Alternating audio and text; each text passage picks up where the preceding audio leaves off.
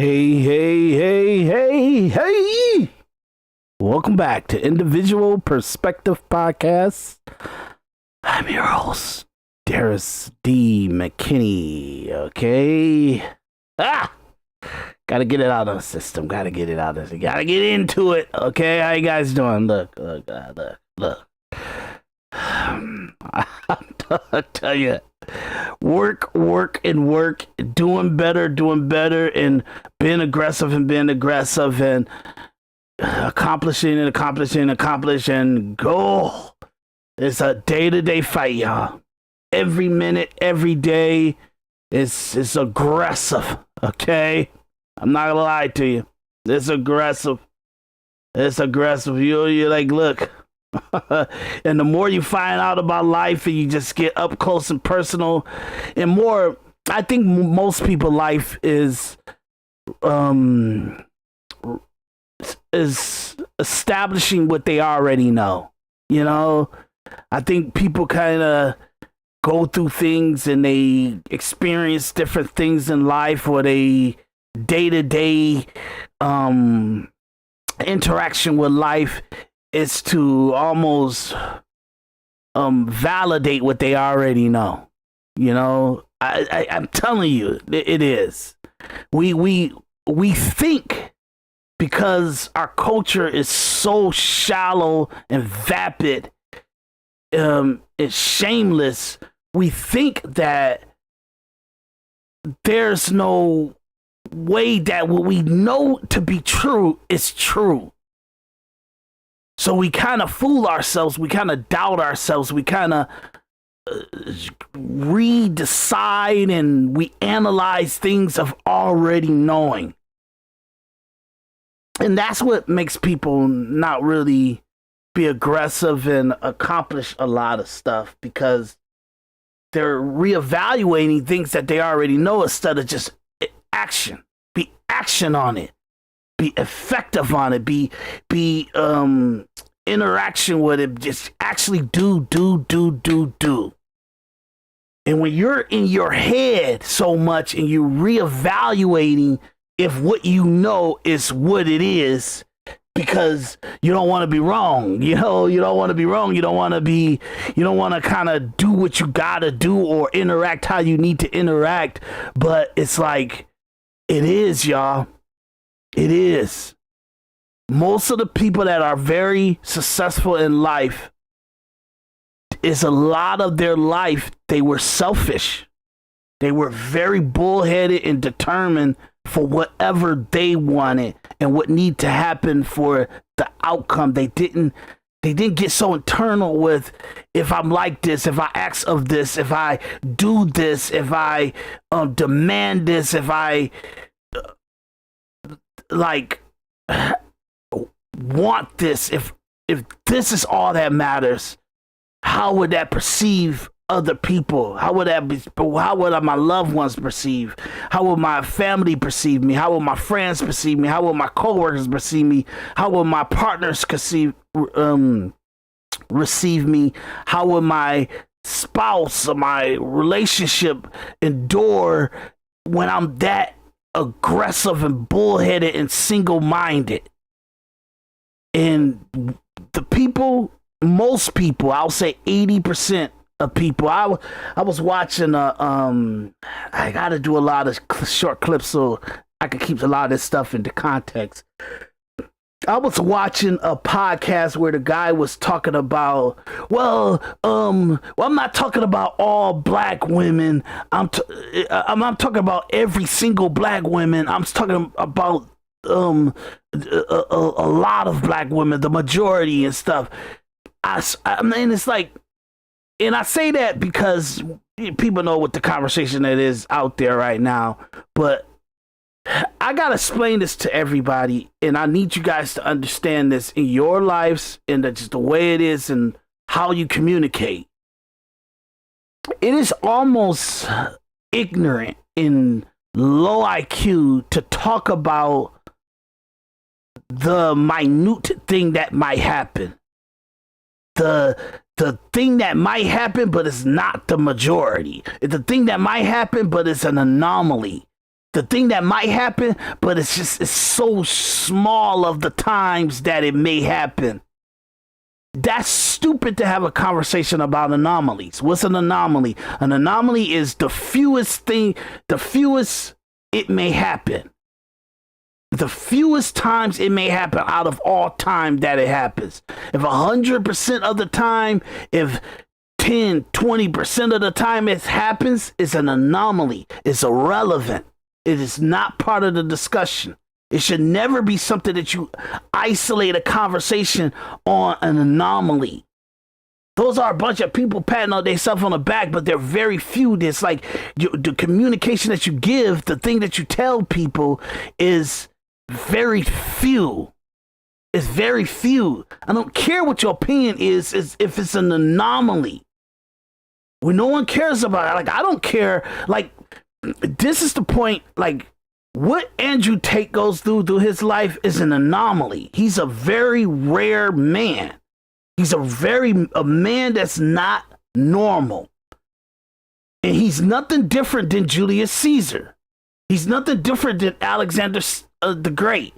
He's nothing different than Napoleon. He's nothing different than George Patton. He's never different than Martin Luther King. He's nothing different than Malcolm X. He's nothing different than Booker T. Washington. He's nothing different than a president. He's such an anomaly. He's such a rarity that it's irrelevant to have a discussion about what his thought process is or what he believes. It is rare. That's the same goes between people like Anton Daniels and Fresh and Fit and Tom Cruise and Michael B. Jordan. It's John Singleton and Michael Jordan and LeBron James and Janet Jackson, Michael Jackson, and Prince or Beyonce or Little Kim or Nicki Minaj or Cardi B, or these are anomalies. And no matter how many I read off, you got to remember there's 8.4 billion people on the planet. These people fall into the 100 million people that will be great in life. Out of 8.4 billion people, these people fall into the 100 million people that may be extremely successful in life. So the conversations that we have on these platforms, I think I'm shadow banned. I don't know why. I don't know. I don't know. I don't think I ever got flagged. I don't think I ever got my channel demonetized for anything. It's like I may have posted, like I probably did a review on a reaction view on The View, and maybe at that time, this was a couple years ago, maybe they shadow banned me and I didn't know it. You get what I'm saying? Maybe I'm always like wonder like dude, I'm aggressive and I'm good at what I do. Why am I not getting views? Why am I not, even my titling, even my thumbnails, my AI and everything, and even I do artwork and stuff on my thumbnails, so my thumbnails not weak. They're not just dumb. They're not just like superficially like flat. These are good thumbnails. My content, my stuff that I got in the description is what they all recommend that we put in our descriptions and stuff like that. I'm still got to go through all my old postings to see if it's something in there that may need to be taken out of my descriptions that's flagging my channel and stuff. You get what I'm saying? I don't know. Maybe maybe I linked Rumble to my to my YouTube page or something, or put a link in there in my descriptions for Rumble or something. So I don't know what it is. I can't tell you, but I after kind of analyzing it, I know what's kind of going on. I know that a lot of stuff that I do will be hits, big stuff. So I think this is gonna be my last posting on this channel, and I won't say that for sure, but I'll link, if I'm doing anything else, I'll do it on here and I'll do it on a new channel too. just to make sure that it's on both of them, that you guys can still be members. I need you guys to like, share, and subscribe to this channel. Like, share, and subscribe, and hit the notification bell, because I need to know I'm being viewed, I've been recommended by the algorithm. Because if I'm not, and I'm only and it's only peeking through certain, because I'm shadow banned, I need to know that. But I don't have any. They give you internal data that tells you if your channel been striked or anything, and it's none of that. I got nothing bad on my channel. I got no punishments. I got no flags on my thing. Everything is good. But for some reason, they shadow banning me. So I'm gonna keep going with this channel. I'm never gonna stop, because this is what my work is. All my work is on here. You know what I mean? For Individual Perspective Podcast. But I'm gonna actually start an additional channel too, just to try to see what's going on and try to see if it's a shadow ban situation. If it has nothing to do with this actual channel. But don't worry about that. Please keep watching, keep liking, keep subscribing. I'm going to hit your notification bell. You're going to see shows pop up, because I'm not going to stop doing my shows. All my shows, everything I do is going to be on here. But I'm also going to wake up make a new channel to just test this thing. Is it just the viewership I'm getting or the titling or whatever? I got to figure out what it is. And that's what I'll be doing. I mean to bring that up, but the reason why I talk about that is the anomaly, because when we're on these podcasts, is when we're doing long form content, like anything more than 10 minutes or 15 minutes or 20 minutes is long form, okay? So once we're doing these long form content, it's irrelevant to have a conversation that means nothing to the majority.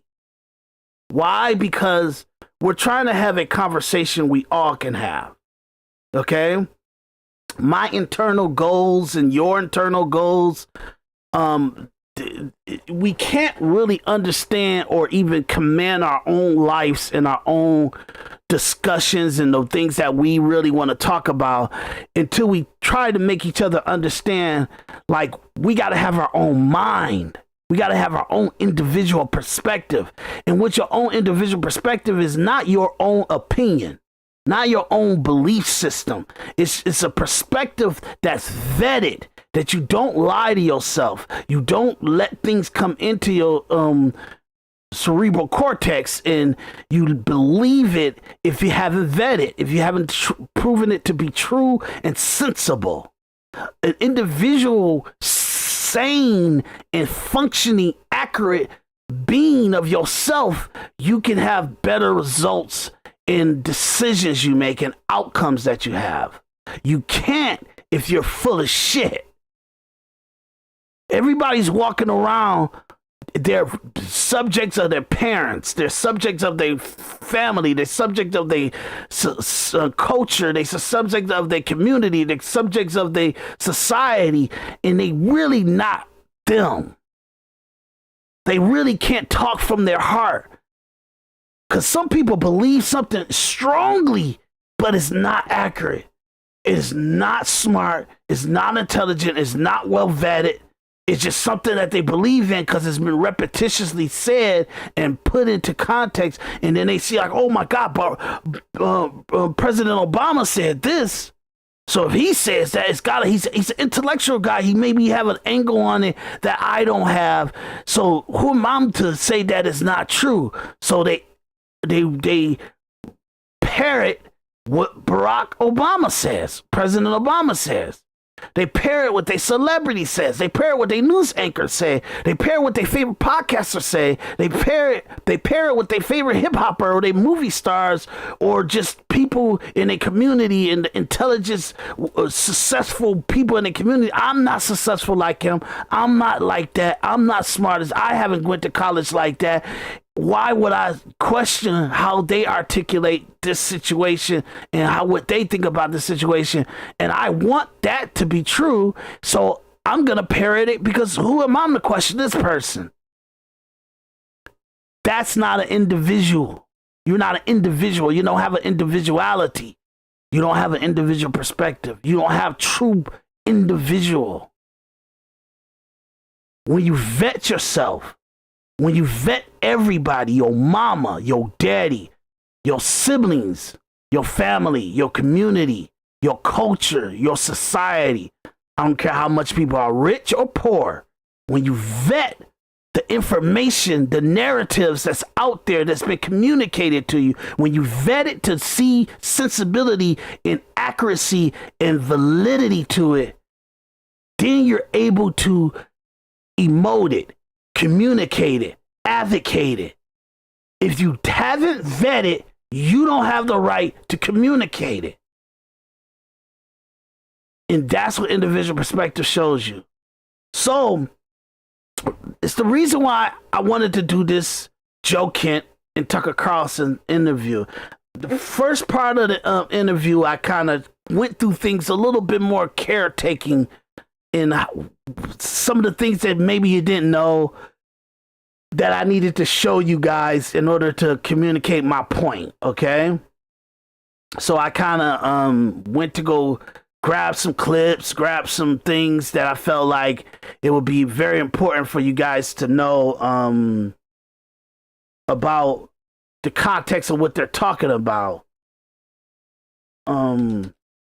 So I'm gonna go into it, but we're gonna move a whole lot quicker and a whole lot like soundbite-ish through this one, because I want to get through the interview that they had, because it's 2 hours and I want to give it context. You know what I mean? So the reason why I went through understanding and vetting information and what people are saying to you is because people like Tucker Carlson, Candace Owens, these are people that you're looking at it as you sit at home, that you as you need a hero, as like you're kind of trying to take some information from them and try to understand what they're talking about. You know, so you're looking at them as they got valid reasons why they're talking about things. And you're not looking at it in total context. And yes, I'll say the Iran situation is you like, for me, I think it's terrible that Trump has put his presidency on the line for, even like when I always say, you got political capital, what you gonna use it on? You know what I mean? This time, Trump had to do two things in our country in order to keep validity and keep credibility and keep a certain kind of narrative that he's really fighting the good fight. He's really fighting the fight against the system. And I'm a tell you, so far from what I'm seeing, he may have like lost that. He may have lost it. Not because it's his intention to lose it, not because he just believes in the government because he's been the president the second time. And I think by becoming president the second time, you want to have some accountability for the company of the United States of America. So you can't be in there doing the wildest radical stuff in order to like keep credibility that you're a person fighting from the inside. When like Trump, he has an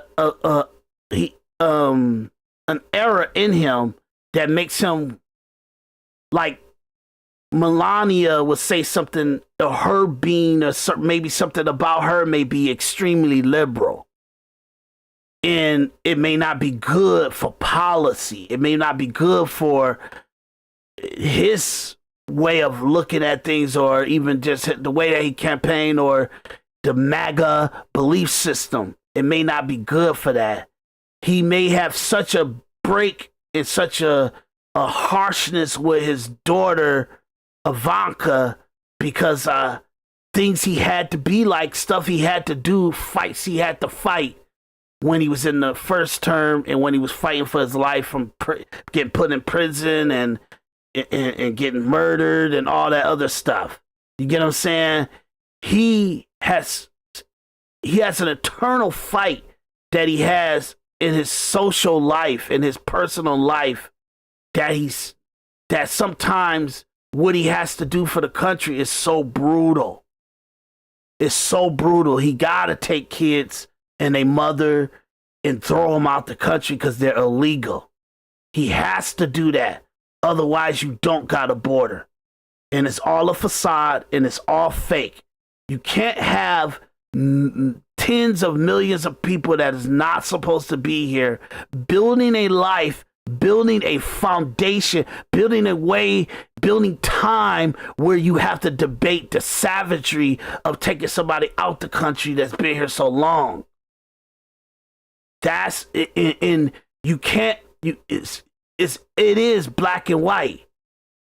You either heal the country, you either treat the wound, triage the wounded body of America, or you let it die. That's your only option. Illegal immigration, it's a poison, it's a virus. You cannot let it, because it means that your belief systems and what it takes to uphold the system and the Constitution and the validity of freedom, true freedom. See, I told people one of the things that happened with Obama is Obama showed Republicans and he showed Democrats, he showed liberals, he showed conservatives that they really don't like freedom. You really don't like the Second Amendment. You get what I'm saying? You really don't like it. And if you think of it in your right mind, you wouldn't like it. That's what Obama told people. Like, look at them killing. Look at all these school shootings. Look at all these gun violence and these terrorists and stuff, and they're using these guns because we have it readily accessible in this country. You don't really want the average person to protect themselves, the average person to have power over the police officers, power over the military. You don't really want the average people to have that kind of freedom. That's what Obama taught people. Obama taught people you don't really want to have freedom of speech. You really don't want people to have the freedom to say what they want to say, to communicate what they want to communicate, to have the belief system that they want to have. You don't really want that. You really look at this person like Donald Trump. Look what he's talking about. Look what these people that's coming out to support him. Look what they talking about. Look at how black and white they are. They don't got no feeling. They don't got no vulnerability. They don't got no perspective. They don't got no empathy for like people with dumb thought process having feelings to narrate, to have their narrative. The climate change. Look at them. Look at how anti-climate change these people are. Anti-immigration these people are. Look at them. And you don't really want people. So you have people like Romney. You have people like Bush, W. Bush. You have people like McCain. You have people like these are prominent people that have total power. John Boehner. You have people like you got people like Rush Limbaugh when he caught cancer. He became the biggest pussy in weak person on what should happen. Everybody gets 1 foot in. When Trump, the more powerful Trump became, the more people played 1 foot in and 1 foot out with Trump. Why? Because they couldn't, like, hey, I don't like this guy. I don't think he's part of our movement. He don't have the belief system we believe in. Like Major Taylor Greene, all these people, these military ex-soldiers that became became senators and congressmen. These are hacks. Their belief system is on the time and on the behalf of how they perceive themselves. He's not going to listen to us. He's not going to play to our way. He will say something that I wouldn't want him to say. He's not systematic. He's not how we want him to be. So they kind of go into like a radical anything goes to destroy this movement, to destroy this man. So Trump, all that evilness, he thinks he could kind of play both sides, or not even play both sides. He kind of thinks like he could gain popularity with his enemies, and you can't. That's why he talked to Iran for so long. He didn't, like, everybody was complaining about that he wouldn't attack Iran, that he wouldn't do anything to Iran in the first term. Israel hated him for it. Bibi Netanyahu hated him for it. Republicans hated him for it. The liberals are telling him that he's weak. You get what I'm saying? That he made a red line and he let Assad cross it. It's all kind of stuff. Trump said, no, I feel these guys want to do a deal. They want to do a deal. And he keep fighting for it to do a deal with Iran. But sooner or later, that deal, that's the carrot. And sooner or later, you got to know when to give them the stick. And that's what happened. It's too much stuff that's going on throughout time, even in the last 10 to 20 years, that we cannot keep having conversations about Iran. As President Trump, like, you guys got to remember, Trump ain't supposed to make your economy better. You get what I'm saying? He's supposed to definitely make sure that, like, that things that happen in the outside of the country don't affect our economy. But what happens in this country economically is what's the structure of this country. When we manufacture everything in China, in Thailand, in India, in Ireland, in Mexico, in Canada, we don't have any power to control the stability of our economy. Why? Because now our economy is built on what happens in Ireland, what happens in China, what happens in Iran, what happens in Saudi Arabia, what happens in Japan, what happens in Mexico, what happens in Canada. Because so much of our ability, our self-accountability, our self-retainment is in those countries. When we do beef, we can't even have control of our beef product because it's all balanced what happens in Brazil. So whatever happens in Brazil meat-wise, it'll affect us majorly. A lot of our actual farmers got bought out by China, got bought out by other countries. So we got a lot of farmers where they're partnering and they actually are like sourced and funded by China, by different countries. So on the inside, when we look at them, they look like Americans, but they books and how they process and import and import their meat, their dairy, all that stuff is decided by other countries. We don't have an individuality of this country anymore. It is not America. This stuff happened in the last 10 to 20 years. Trump tried to respond to it with the tariffs. You charge us to bring our milk into your actual country. You charge us to bring our meat into your country. You charge us to bring our goods into your country, our sweaters, our shoes, our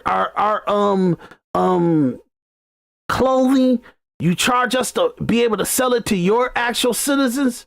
Then we're gonna sell whatever you bring into this country. We're gonna charge you for that. And even if it's American companies that's manufacturing stuff in India and China and everywhere, and they try to import it back into the only people that will really buy they shit, us Americans, because you got people like Jordan, you got people like Nike, you got people like Ford, you got people like Chrysler, you got not Chrysler because that's a foreign company now, you got people like GM, you got people like Apple, you got all these people. The most money they make on their product is in America. We buy their product the most. So they take the manufacturing out of our country, the making, the being, the actual doing of American products. They put that stuff all overseas and out of the country in Mexico and Canada, and then they import it back to sell it to us. And we have less workers, we have less employees, we have people that can't make us a good dollar off of the product that they making. You get what I'm saying? I see that the sad part about it is great entrepreneurs in America. They doing the best they can, restaurants, stores, doing all kind of stuff, and they just can't really go over $15 an hour. They really can't do it. It's a poison pill to go over $15 an hour. You get what I'm saying? You look at people that's working at Ford and Chrysler and GM, and you say these people are in our manufacturing company and stuff like that. And how much are they making? How much are these people making? They range up from $17, $18 up to probably like $25 an hour. Now the people that's making $30, $40, $50 an hour that works at GM, Chrysler, or Ford, these people have been there for 15, 20, 25, 30 years. They got major time vetted and spent in that organization that gives them where they can mess around and make $30, $40, $50,000. I mean $50 an hour. Where they can make $30, $40, $50 an hour. And if you look at everything, you look at food, you look at buying a car, you look at buying a house, you look at going on trips, like once a year at least, you find that you got to make about $37 to $75 an hour, $300 to $600 a day in order to somewhat be in a situation that most likely you could go on a trip once a year. Most likely you could pay for a house. Most likely you can live some kind of decent life. You got to make $37 to $75 an hour, $300 to $600 a day in order to have that end result. And the average person in America makes from $25 to $52,000 a year. $25,000 to $52,000 a year. That's the range of the average person. And what I mean by average, I told you guys I hate talking about anomalies. The 1%er is a rarity. The 5%ers are a rarity. The 15%ers are a rarity.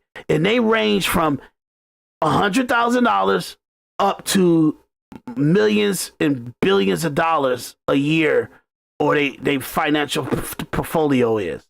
That's the 15% of the population that's really making money. 80% of the population, 80 to 85% of the population is making $25,000 to $52,000 a year. That's constructions, that's plumbers, that's garbage men, that's fast food restaurant, that's mostly everybody that y'all come across on a daily basis, baristas and all this stuff. It's a rarity to find a barista that's making six figures. A rarity to find a garbage man that's making six figures. A rarity to find a construction worker that's making six figures. You get what I'm saying? It's rare. They productivity got to be so overwhelming.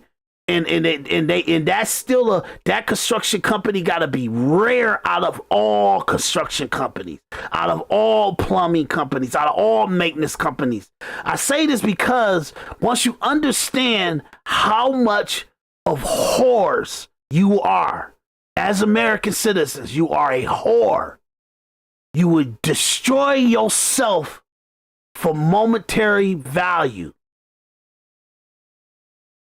This is a fact. This is it's in the record now for the last 40 years. You are vapid.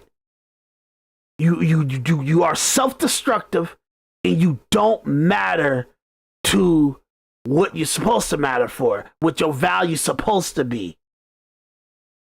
Americans, we have the ability that, yes, 350 million people that's in this country, at the least 60 to 70% of them can make over six figures. But how can you? How can you when the power that puts majority of the people in that economic situation, you sold it out.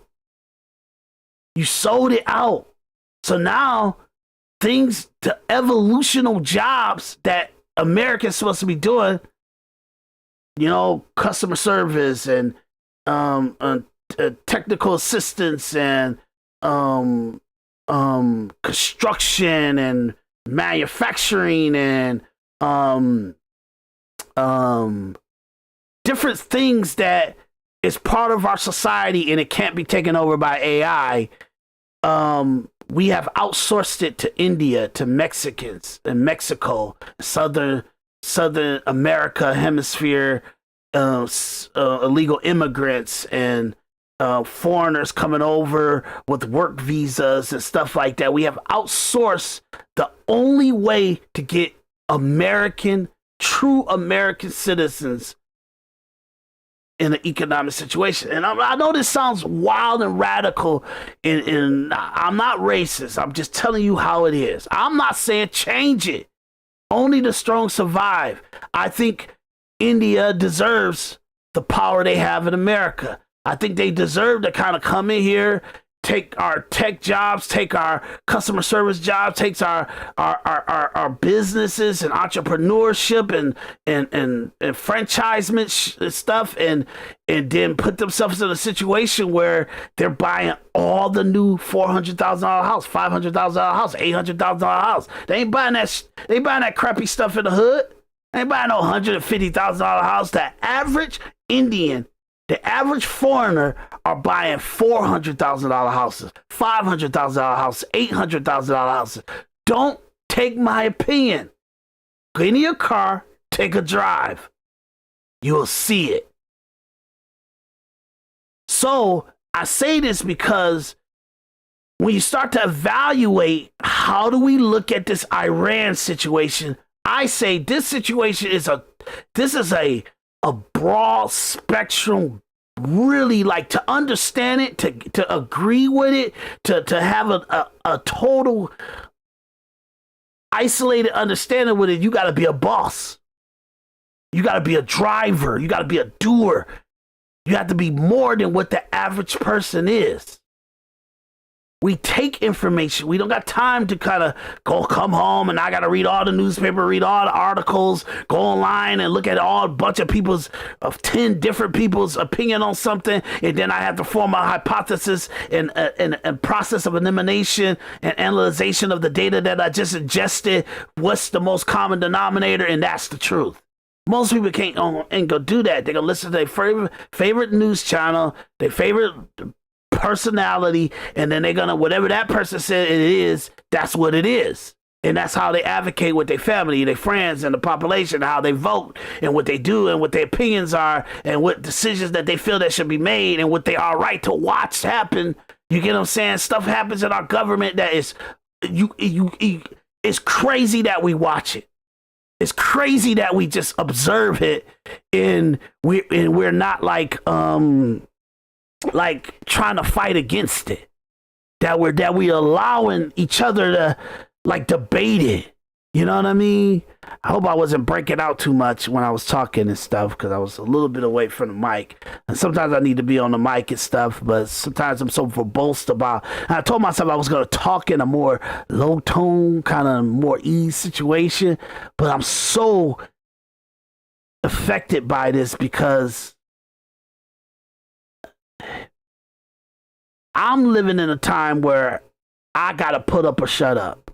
I got to do or don't. I got to believe what I believe, or I'm nothing.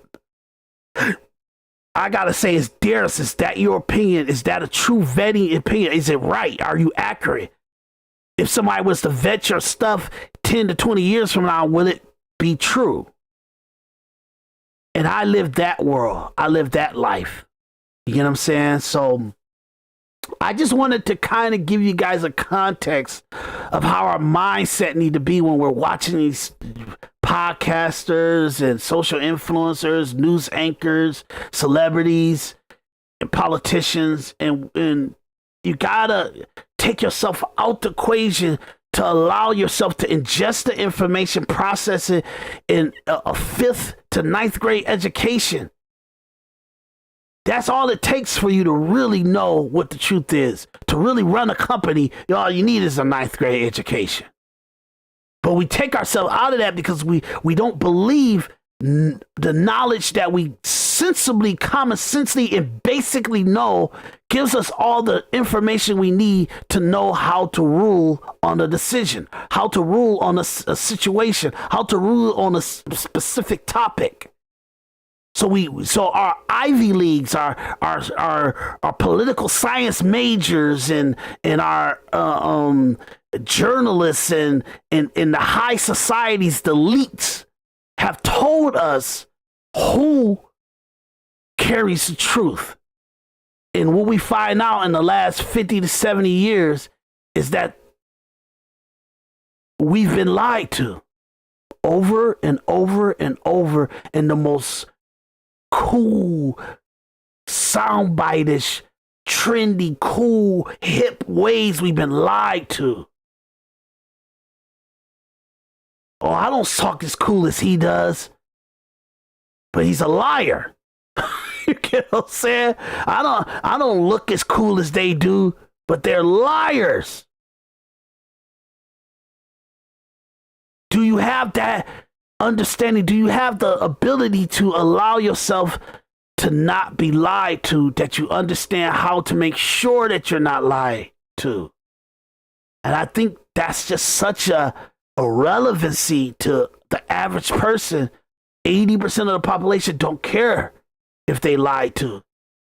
It's how it sounds. Oh my God, Tucker Carlson, he sounds so good. He sounds, look, his gift of gab is great. He's not stuttering. His articulation is awesome. His oratorical communication is very cool.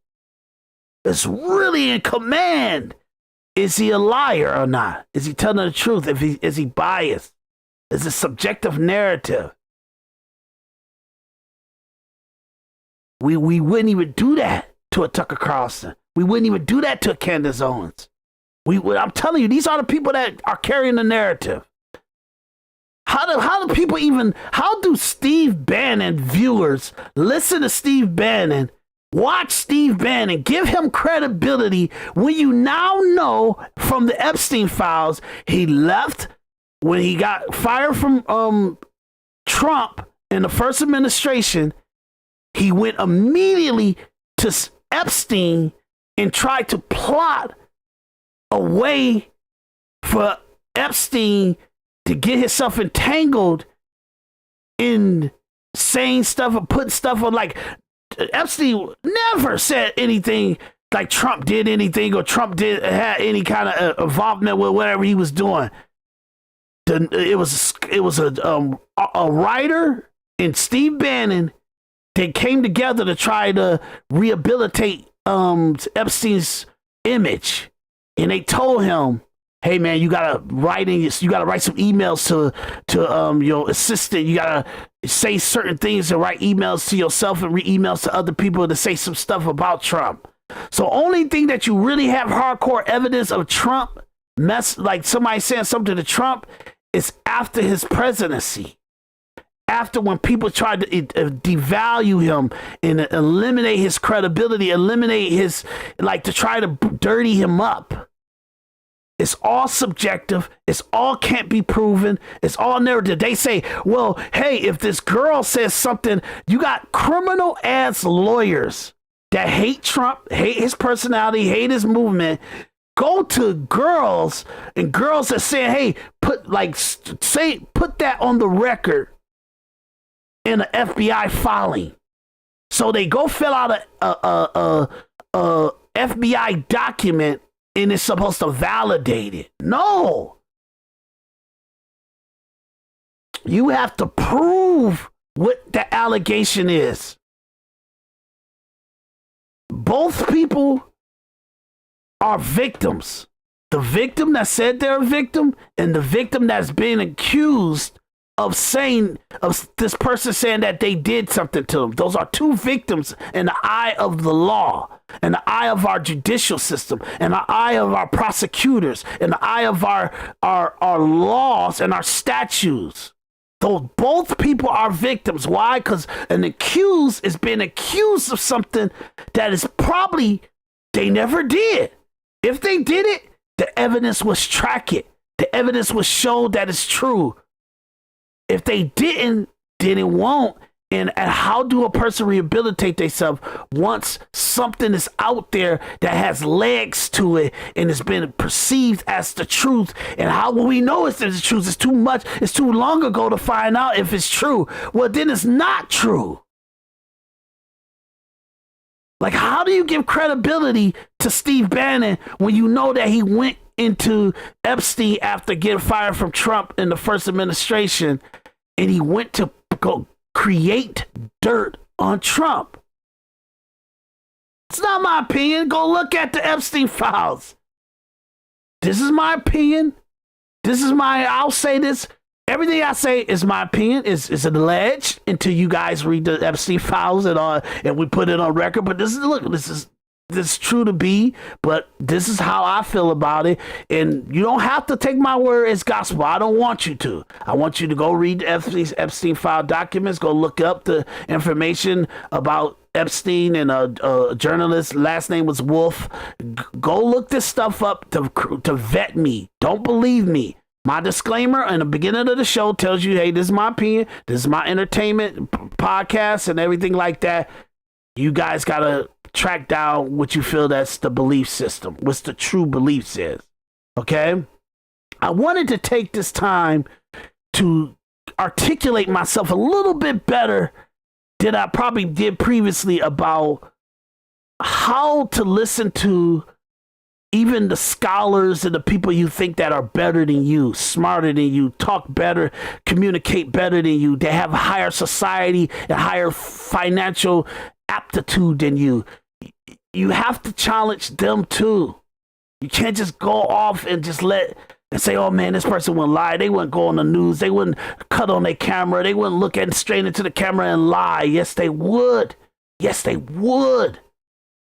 Because sometimes most people, liberals, conservatives, Democrats, and Republicans, podcasters, social influencers, news anchors, the thing that they all got in common is they're willing to do whatever it takes if they think it's for the greater good. But what I have learned in society, and I have vetted this, most of the things that people think that are for the greater good can destroy you. Can destroy you in your life and your freedoms. The greater good is you, your rights, your abundance rights. And that's not Candace Owens, Tucker Carlson. They own a Christian, Catholic, Roman Catholic, theoretically Christian jihad. That's what they are. And they feel like the major problem is Israel and Jewish people. You get what I'm saying? It's just the way it is. They try to parse it and say, "Oh, some people. We're not talking about all people. We're talking. They're talking about the majority." You get what I'm saying? So I'm saying, look, my opinion. Vet me.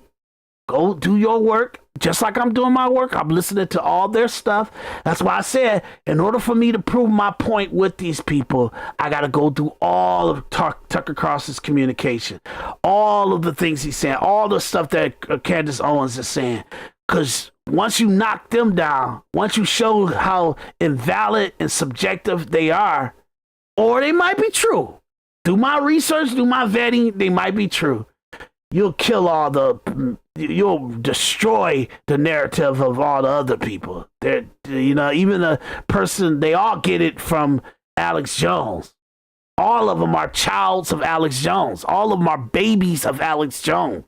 They just come to understand and validate what he's been talking about for the longest. You get what I'm saying? So I'm not saying, and I want to make this clear because I guess if you watch my previous episode, I made it clear, but I'll make it clear again. I do not validate and give credibility to Israel or none of that stuff. To Bibi Netanyahu, to Jewish people, none of that stuff. I don't give no value. No value or validation to them. They're irrelevant just as much as everybody else is to me. I'm just saying, and before we pass judgment about certain people, we got to have the conversation in the open, and we can't have these in the window conversations. We can't have these subjective narrative conversations. You can't accuse a certain country of doing something and you don't have factual evidence. You have in the window situations. See, this is what happened. This will happen. So most likely this will happen. No, this will happen. This will happen. This is the proof that happened. This is the proof that this happened. This is the facts. Now I want to say how I feel about what we know to be true. They haven't ever shown any truth. And if they have, I'm going to take you through it. I'm going to take you through the data, the information that they have proven. And I'm going to say subjective, objective. Truth, bias is not true. You get what I'm saying? Facts, opinion. I'm going to do that. That way you know. They can have their belief system. They can even mention it, but they have to say, this is my opinion. This is my narrative. I'm biased and this is how I feel because of this my belief system. They can say, hey, I don't have any factual evidence of it, but most likely that's what happened. But that's a subjective narrative and that's not a truthful fact. That's an opinion. They got to separate that at all times. And we think that we could just ease our way through conversation and not have it be valid 10 to 20 years from now. All this stuff that Tucker Carlson, Candace Owens, Fox News, and all the other people, they can be as wild as they want because that's how they always been. You can't look at CNN be truthful. It's not their business. You could go back to any year and find terrible, totally subjective and false narratives and false reporting. You can find that on ABC, CBS, CNN, NBC, MSNBC, MS Now. You can find it all the time. It's their business. That's what they do. That's their beliefs. That's their ideology. Fox News, Steve Bannon, Tucker Carlson, Candace Owens, Daily Wire, Fresh and Fit, all this stuff, they say that they're trying to give the truth, but their feelings and their emotions and sometimes how they feel about certain situations and scenarios inject so much bias, so much opinion, so much narrative into the conversation that they forget. No matter how much you go off, make sure you keep it context. Make sure that you keep facts and factual communication. You could be aggressive. You could be wild. You could be have a robust and a characteristic in the articulation of your point of view, but try to keep it in context at all times. Try to be truthful at all times. That way, credibility is always there. And they all fell at this and they all gave up on it. And they all decided to turn their guns on each other. So now we're shooting in the tent and we barely won. A lot of people look at the success of Donald Trump is that they accomplished something. No. all these times, like, y'all gotta understand. The Tea Party was garbage. Rush Limbaugh was garbage. Fox News viewers were garbage. Candace Owens' audience was garbage and is garbage. Fresh and Fit audience is garbage and is garbage. Why? Because they don't play a factor to the real world. And you can't prove it right now. You can't. It's too late. All we had was those people. And look what happened in January 20. Look what happened in 2020. The most shady, criminal stuff from the CIA, from the intelligence agency, from local cops, from FBI, from CIA, from the news organization, Fox News, and all media. Look what happened. When it counted, our voice was garbage. When you got people saying, oh my God, January 6, 2020, that was terrible. That was terrible. Even me, I was like, oh man, that don't look good. That don't look good. That don't look good.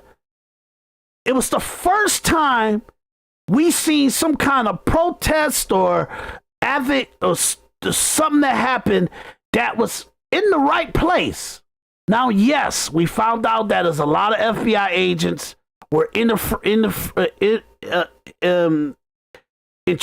into the crowd, and they were there to agitate some of the knucklehead and Antifa people and all the other stuff to make it look like the one thing they didn't have on Trump was his followers, his voters, his supporters were radicals and they were rioters. They didn't have that.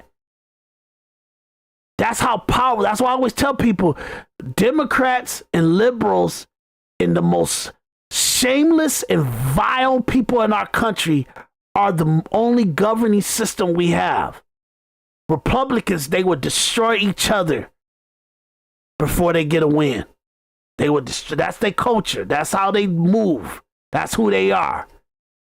Democrats, they would say, hey, y'all, we burnt down a lot of cities with the protests, Black Lives Movement and all that stuff like that, and with the different riots that we have. We cannot let this Donald Trump mega movement have their hands clean of being destructive and degenerates. So they built a situation that gave that situation. They built January 6th. This is my opinion. This is how I feel.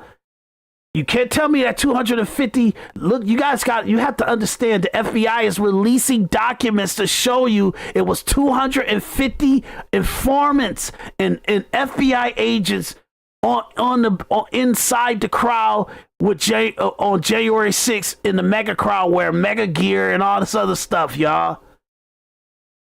And then they had their informants saying, hey, hey y'all, and he said this the day before, hey, we're gonna storm the Capitol, and then you have other people in the crowd like, oh no, don't do that, hey, he's a fed. You got document of this, you got recordings of this. And we acting like we don't have the evidence that's out there. It's because nobody want to keep to what's going on. How the hell are we going to fight Donald Trump on being a supporter of Israel against Iran when Iran's a problem for us? Hacking, attacking our soldiers, attacking our military base, doing all kind of stuff over the years and years in the recent years. And I'm going to get into all that. But how are we going to fight against them when in our own country, we can't get our own government to clean house in the FBI, clean house in the CIA. We got 30 to 40 million illegal immigrants in this country owning houses, got businesses, doing all kind of stuff, and they're illegals. These are not like citizens that got like immigrants that come over here and they've been naturalized and all the other stuff. That's not them. These are people that are illegally. They got to go to sanctuary cities to get licenses and stuff. This is not. We don't even have a border. Because you shut down the border to watch who comes in now because you want to force who comes in don't mean we got a safe border. Who's in our country? And I ain't talking about no bunch of like anomaly rapists. Out of 30 to 40 million people, how many people are rapists and criminals and all that? You get them the hell out of here now. We don't want you to have legal criminal rapists inside our country. But at the same time, that's not the goal. That's not the goal. So we can't even have control of our own Republicans. So it's a wash, y'all. Trump doing the best he can to try to tariff countries that tariff us, that taxes us, and they won't allow us to import our product into their country so our country can have economic growth with our manufacturing or our products. You see what I'm saying? It's just ridiculous. The Supreme Court shut that down. They shut down illegal. You got judges. Like I'm telling you, our prosecutors and judges, if that didn't scare the shit out of you over the last 10, 12 years, I don't know what will. At any given time, these people can attack you. They can attack you, and they're illegitimate. I'm going to say this one last time because I'm trying to make a point that what's the fight we trying to fight? What's the fight we want to try? Like, people are mad at Trump because he's the only person that got a voice. He's the only person that's actually articulating himself with a megaphone, and he's trying his best to fight the fights that he's trying to fight. But at the same time, people that want to be president, like Tucker Carlson, or think he got some power over a president, and Candace Owens and stuff, they hate that they don't got control of him. Steve Bannon and them hate that they don't got control of Trump. And the more that they say, hey, you better do what we want you to do because this is MAGA. This is MAGA. And he said, hey, don't tell me what MAGA is. I started MAGA. I'm the only reason why it's a MAGA that's in existence. And then they get in a scuffle on that. And there's certain things that they could have some influence over Trump to have. They don't have it no more. Why? Because they wanted to be the star. They wanted to be the most important person. They wanted to have the hero pin put on their shirt. Now, I'm telling you, Democrats are winning in policies and movements of what happens in the country, and they're losers. They lost elections, they lost seats, they out of power, and you guys don't even know how to win when you're the winner. Republicans are not a governing party. They shoot each other in the foot. It's easier for, see, you guys got to understand this. Life is like this. It's easier for me to get in a fight with people I'm in close proximity to. You get what I'm saying? The people that's in the foxhole with me, that's doing something with me, that's partnering with me, that's doing business with me, that's interacting with me, that's family, that's friends. It's easier for me to attack and hurt and shoot at these people or them to shoot at me.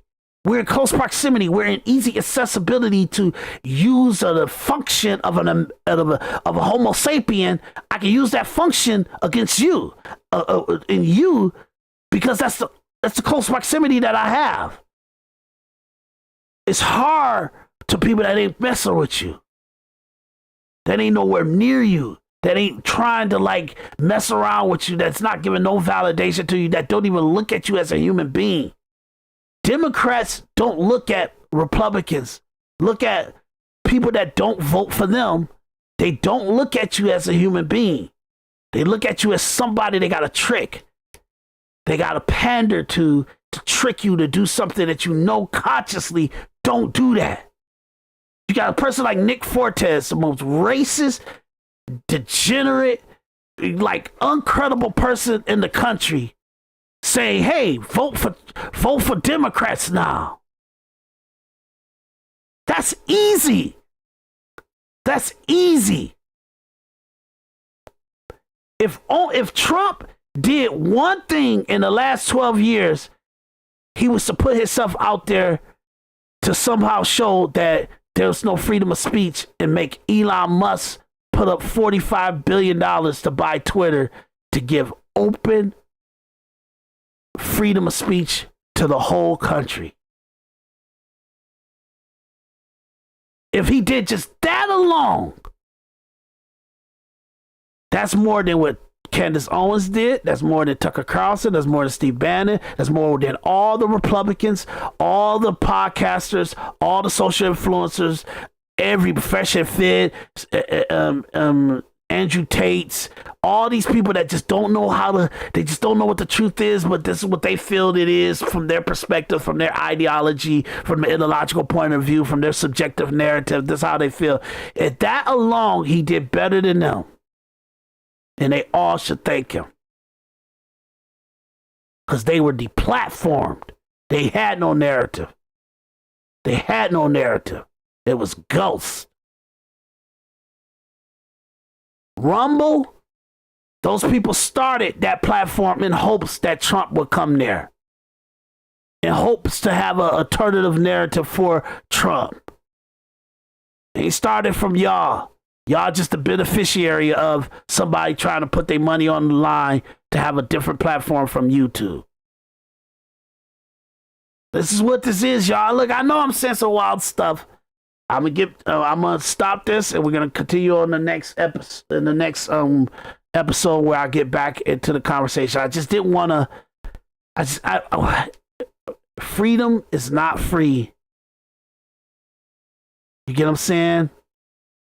And your freedom is your freedom, but at least you understand you don't really like your freedom. That's what we all, if we can understand, if we can agree with something, we all don't really like our freedom. We all don't. You know, we just don't. It's just certain freedoms that we think we should have and certain freedoms that we think, hey, we gave a little bit too much freedom to us. Second Amendment means that, yes, we can get Tom Cruise to buy jets, F-35, F-15s. We can get like Elon Musk to buy tanks. You get what I'm saying? Different citizens can have rocket launchers and all kind of stuff. We can have the same weaponry that military has just in case we got to overthrow our government. That's what the Second Amendment means. We have not only the ability to protect our own home, our own castle, our own house, we also have the ability to protect our own country and overthrow our government if we have to. Okay? But we want to keep this in a stupid narrative just in case we got dumb people out there doing it. So when they start doing wild stuff, when you got judges and prosecutors just completely eroding our rights and stuff, our 4th, 5th, and 6th Amendment, when they just trample all over it, we don't give any validity. We valid them by not fighting them. We keep giving credibility to judges. I say effective now, and I'm gonna end this right now with this last statement. United States of America is an illegitimate country. This is my belief. Because we have statutes that we allow senators, congressmen, governors, mayors, and presidents to not obey. Title 8 means that there should be nobody in this country that we did not allow in the country. That we did not allow them to enter the country in a sound way, in a structural way. If they superimpose their will on us, where they crossed the border and they went up to let's say they cross over like territory lines and different territory border lines and stuff, and then they just laid there and turned themselves into immigration, that is not the right procedure. You have to go into the point of entry in the immigration policies or coming into the country to a port of entry. Port of entry. You get what I'm saying? That's coming on a plane and you go through customs and all that other stuff. You got to go through a point of entry and we have to decide if we're letting you in or not. That we have all these people coming into the country in the way that they want to come into the country, and then they don't come to court and they don't keep their court date, and they don't give validity to their stay in the country. Well, we got to go track them down. That's illegal. There's every immigrant that comes into our country, and before they are citizens and given citizen rights and green cards and all the other stuff, they are not allowed to take part in American life. So if you have illegal immigrants going to states that governors write policies, they write laws, they write statutes of that state, and the mayors write statutes of that city into law, into operation of that city or that state, that's illegal. Why? Because a federal criminal cannot be given sanctuary by states. Meaning that a foreigner, illegal foreigner come over our borders and they have federal processes placed on them because they are a federal crosser. They're not citizens. They're not of that state. They're not of that city. They are foreigners. And they cross over the border in an indiscriminate way, and they're processed as asylums or border crossers or something like that. They are a federal criminal now. Meaning that they're a subject of the federal government. And a state and a city can't give sanctuary to them, can't make laws for them, can't give them state IDs, can't give them citizen IDs so they can't give them a job, can't give them a house, can't give them a company, can't give them a food truck. You can't do none of this stuff. It's illegal. All this is illegal. And if governors, mayors, city council members, senators, congressmen, and presidents validate this on a day-to-day basis, is an illegitimate government, meaning that all laws are subjected to the eye of the beholder, of the person that can respond to how it wants that law to be enforced. I know that's a lot that I said. I know that's a lot. And look, I gave my disclaimer. You get what I'm saying? I know that's some hardcore stuff. You know what I mean? I'll put it on the screen. I'll mute the music and I'll put it on the screen so you can read it again. You get what I'm saying? As I talk. Because this is what it is, y'all. This is what it is.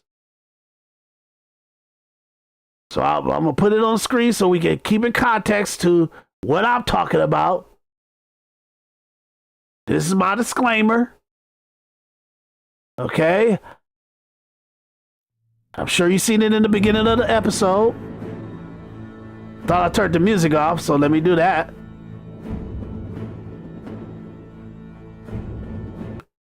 Sorry about that.